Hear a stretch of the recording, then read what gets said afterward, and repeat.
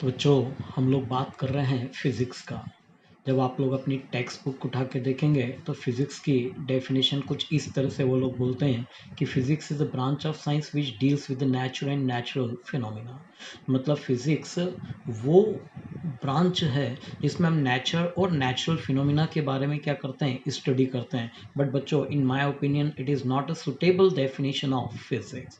तो मेरी नज़र में मैं बात करूँ तो ये फिज़िक्स की सुटेबल डेफिनेशन नहीं है। फिर आप बोलेंगे कि अब क्या होना चाहिए फिज़िक्स की डेफिनेशन। तो वहाँ तक जाने के पहले मैं थोड़ा सा आपका और कॉन्सेप्ट क्लियर करूँ तो ध्यान से देखें। What is this? This is universe, and in whole universe there are two basic fundamental thing which is lies everywhere in whole universe. First thing is known as matter. I think all of you know very well about matter. Matter is exist in form of liquid, matter is exist in form of solid, matter is exist in form of gas, and matter is also exist in its fourth state which is known as plasma.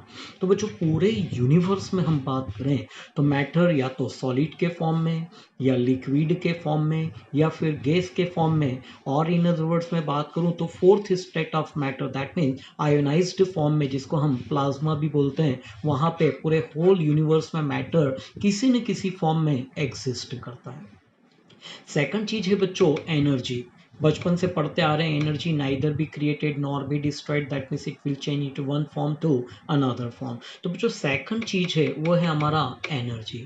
तो जहां तक बात करा मैंने universe का, आपने देखा इसमें पूरे यूनिवर्स में दो फंडामेंटल थिंग्स नजर आ रही है। पहली चीज है मैटर और दूसरी चीज है बच्चों एनर्जी। जहाँ तक फिजिक्स की हम लोग बात करें तो बच्चों ये बहुत ही इसकी सुटेबल डेफिनेशन है, जिसको हम साइंटिफिक डेफिनेशन भी बोलते हैं। तो क्या बोलेंगे अगर हमको फिजिक्स की डेफिनेशन बोलना हो तो बताएंगे कि physics is a branch of science in which we study the mutual interactions amongst matter and energy. Right? तो once again what do you mean by physics? तो सिंपल सी चीज फिर याद रखिएगा, the specific study of the interactions amongst matter and energy is known as physics. तो बच्चों matter और एनर्जी के बीच में जो इंटरैक्शन है उसी इंटरैक्शन की स्पेसिफिक स्टडी बच्चों क्या कहलाती है? हमारा फिजिक्स। तो आई थिंक सबको अब डेफिनेशन क्लियर हो गई होगी फिजिक्स की। तो क्या बोलेंगे जब भी बोलना होगा हमको, वो डेफिनेशन नहीं बोलना है। कौन सी? कि physics is a branch of science which deals with the nature and natural phenomena. जब भी आपसे कोई फिजिक्स की डेफिनेशन पूछे तो बच्चों क्या बोलेंगे? Physics is a branch of science in which we study the mutual interactions amongst matter and energy. Clear हो गया? अब बच्चों इसको एक छोटा सा एग्जांपल देके मैं आपको समझाने की कोशिश कर रहा हूँ कि क्या वाकई जो फिजिक्स है वो मैटर और एनर्जी का इंटरेक्शन है। तो हम हमारे घर से ही एक एग्जांपल उठाते हैं और इसको समझने की कोशिश करते हैं। तो बच्चों ध्यान से देखें, यहाँ पे मैंने आइस लिया है। कुछ बच्चों को पहले भी ये चीज मैं बता चुका हूँ। तो ध्यान से देखें, हमने हमारे फ्रीजर से एक आइस क्यूब बाहर निकाला। बच्चों आइस क्यूब उसका जो स्टेट है वो कैसी स्टेट है बच्चों? Solid state. Obviously solid state है क्या? It is form of matter. Right? अगर बच्चों में इस आइस क्यूब को खुला छोड़ दो तो क्या होगा? आफ्टर सम टाइम हम लोग देखते हैं, है ना, इसकी जो स्टेट है बच्चों वो चेंज हो जाती है, और स्टेट चेंज होके बच्चों ये क्या बन जाता है? वाटर बन जाता है। वाटर मतलब कौन सी स्टेट बच्चों? Liquid state. Right? One second, it is a form of matter. Clear? इसको भी बच्चों हम लोग ऐसा ही खुला छुट्टा छोड़ दें तो आफ्टर सम टाइम आप देखते हैं वो क्या होता है? वेपराइज हो जाता है। Vaporise that means what? Gases state में कन्वर्ट हो जाता है। And gas is nothing, it is once again form of matter. अब जो बात आता है कि जो आइस क्यूब था जो वाटर से वाटर में कन्वर्ट हुआ तो उसने किया क्या होगा? How ice cube is convert into water? तो बच्चों कुछ नहीं है, जो आइस क्यूब है उसने एटमॉस्फेरिक हीट को क्या किया होगा? एब्जॉर्ब किया होगा, और उस एटमॉस्फेरिक हीट को एब्जॉर्ब करके उसकी स्टेट चेंज हुई होगी। क्या बना होगा वो? वाटर। अब आपने शब्द पे ध्यान दिया, मैंने बोला atmospheric heat, and heat is nothing, it is form of energy. Clear हो गया कि नहीं हो गया बच्चों? वंस अगेन वाटर जब वेपर में कन्वर्ट हुआ तो फिर क्या करा होगा उसने? एटमॉस्फेरिक हीट को एब्सॉर्ब किया होगा। Once again heat is nothing, it is form of energy. तो बच्चों अब अगर आप ध्यान से देखें तो ध्यान से देखें, ये मैटर, किससे इंटरेक्शन कर रहा है? एनर्जी के साथ। फिर क्या बना रहा है बच्चों? Matter. Once again matter interact with energy and again form a matter and so on. मतलब इससे बढ़िया एग्जाम्पल नहीं हो सकता फिजिक्स को समझने के लिए कि in physics nothing do in physics we study only interactions amongst matter and energy. तो बच्चों आई थिंक अब आपको समझ में आ रहा होगा कि what is the actual mean of physics. और इसी चीज को फिर मैं एक बार आपको समझाने की कोशिश कर रहा हूं कि once again what do you mean by physics. तो physics is nothing, it is a specific study of the interactions amongst matter and energy and this study of the matter and energy is known as physics। तो बच्चों मेरे ख्याल से इस पूरे छोटे से मतलब टॉपिक से एक चीज आपको निकल के आ गई होगी कि what do you mean by physics. तो once again physics is what? It is a branch of science. Obviously it is a branch of science, but in this particular specific branch we study the interaction amongst matter and energy। तो बच्चों physics क्या होता है I think अब आप लोगों को clear हो गया। अब बात आती है बच्चों टाइप ऑफ फिजिक्स के बारे में। जनरली मैंने बोला ब्रांचेस ऑफ फिजिक्स तो बहुत हैं, लेकिन जब क्लासिफिकेशन करते हैं हम लोग फिजिक्स का तो इसकी बच्चों केवल दो ही ब्रांचेस हमारे सामने नजर आती है। कई लोग जनरली जब फिजिक्स को डिफाइन करते हैं तो बोलते हैं ओल्ड फिजिक्स, कोई लोग बोलता है मॉडर्न या न्यू फिजिक्स। लेकिन बच्चों जब फिजिक्स को भी हम क्लासिफाइड करते हैं तो उसका कोई ना कोई बेस तो होना चाहिए।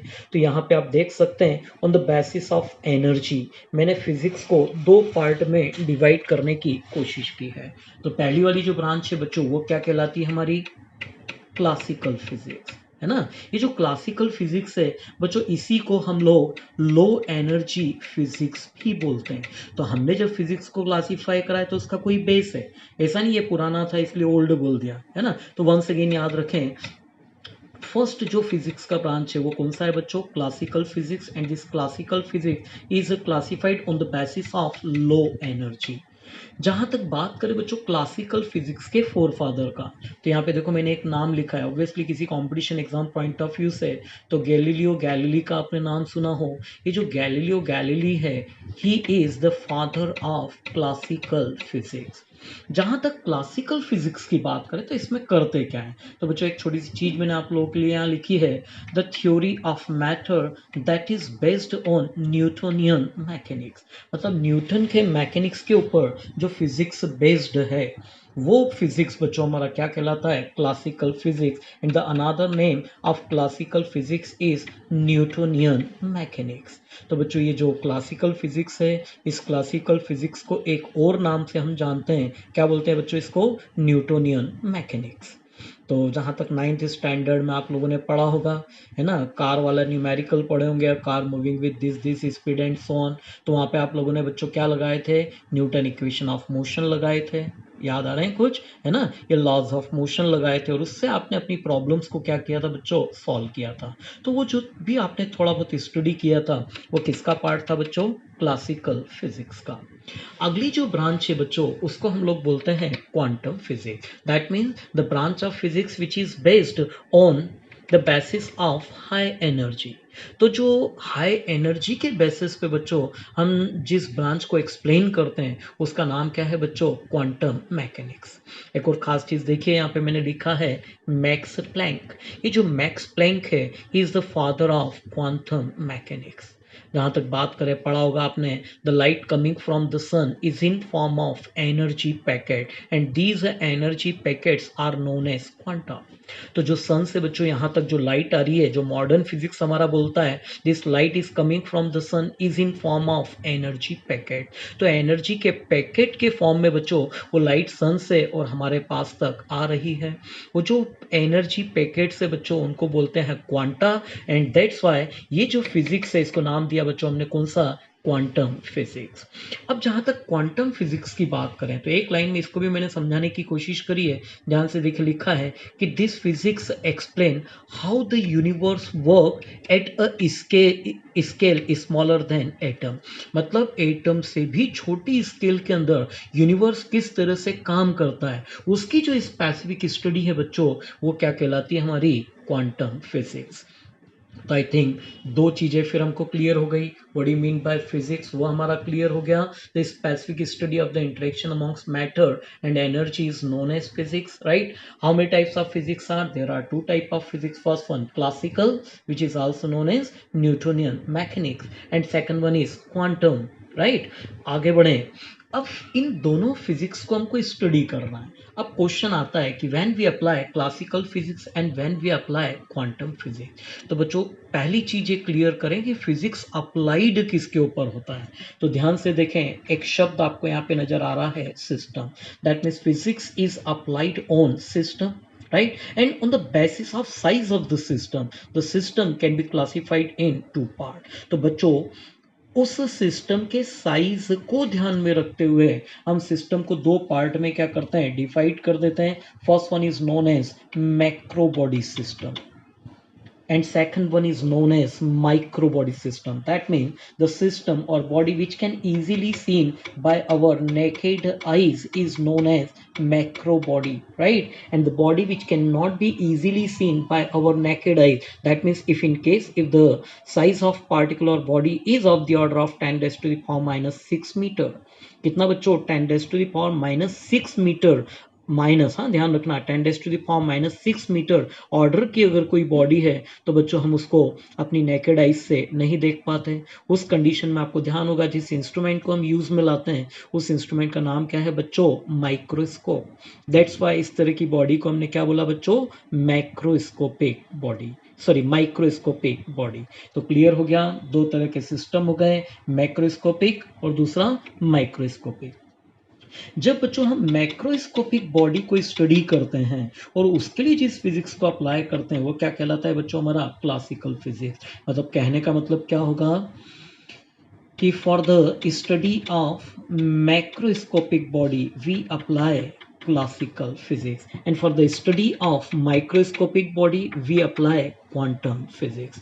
तो बच्चों कहाँ तक बात कर ली हमने, फिजिक्स क्या है ये हमारा क्लियर हो गया, टाइप ऑफ फिजिक्स की हमने बात करी वो हमारा क्लियर हो गया, फिजिक्स जिस सिस्टम के ऊपर अप्लाइड करते हैं वो कौन कौन से हो सकते हैं, तो मैक्रो और micro. That means for the study of macroscopic body कौन सा फिजिक्स अप्लाइड करना है बच्चों को, क्लासिकल, और माइक्रोस्कोपिक के लिए क्वांटम फिजिक्स अप्लाई करना है.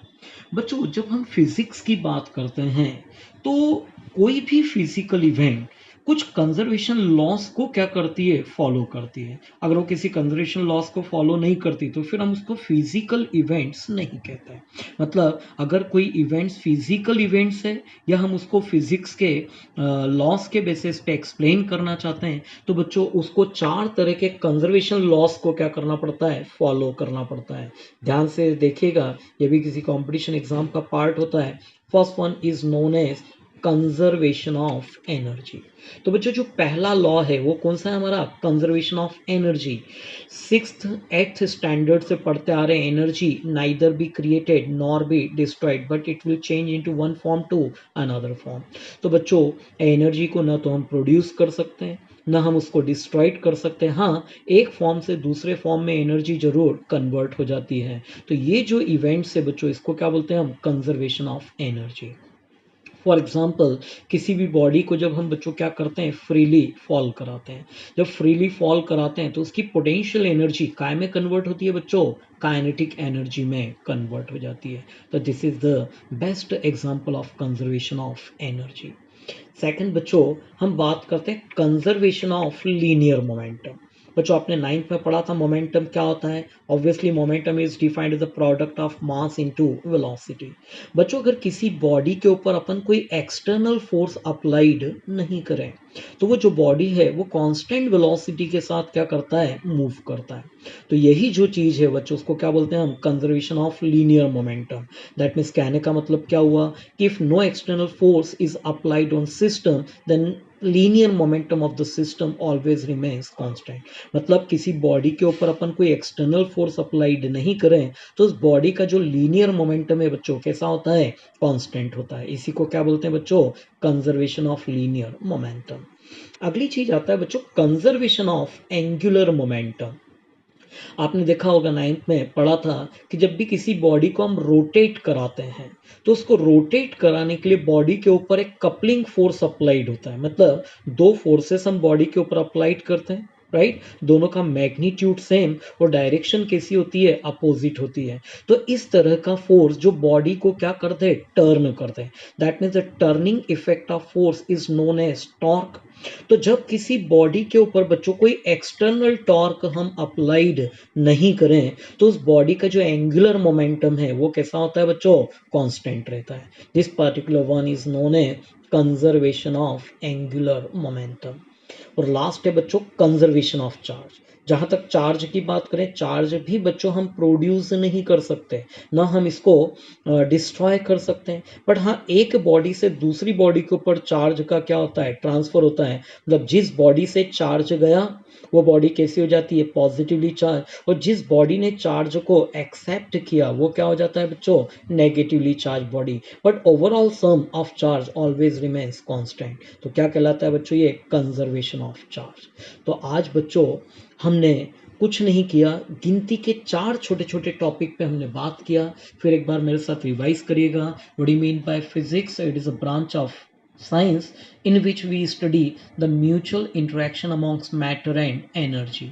टाइप ऑफ फिजिक्स की बात करें तो there are two type of physics, classical and quantum physics is applied on system and on the basis of size of system, system can be classified in two part, macro body and micro body. For the study of macro body we apply classical, and for the study of micro body we apply quantum physics. How many conservation of laws are there?